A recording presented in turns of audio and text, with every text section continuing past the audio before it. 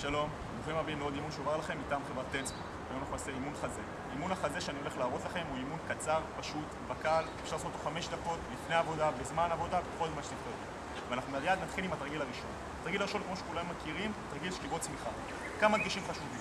ידיים רוחב כתפיים, גוף מקשה אחת, ויורדים ועולים כמעט עד שהחזה נוגע ברצפה, ועולים.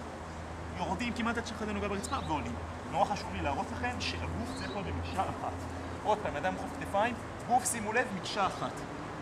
מקשה אחת, לא להזיז את האגן בשום פנים ואופן, זה יכול לפגוע בגב התחתון.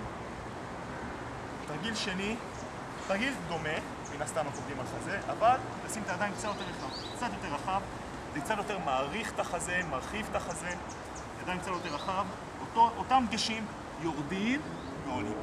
יורדים ועולים. והתרגיל האחרון שאנחנו נבצע, תרגיל לנפח את החזה. איך אנחנו ננפח את החזה? עושים אחיזת יהלום עם הידיים, שימו לב, עם הידיים, מגיעים לכאן, אחיזת יהלום, עוד פעם אני מראה, גוף מקשה אחת, יורדים ועולים. הייתי ממליץ לכם לעשות כל תרגיל כמה שאתם יכולים, רק שנורא חשוב שתעשו את זה 3 סטים. זה אומר, אתם יכולים לעשות 4 חזרות, תעשו 4 חזרות, אבל 3 סטים. לאט לאט תתקדמו. ברגע שאתם עוברים את ה-20 חזרות, אני ממליץ לכם להתייעץ איתנו או לפנות לחדר כושר כדי להתקדם.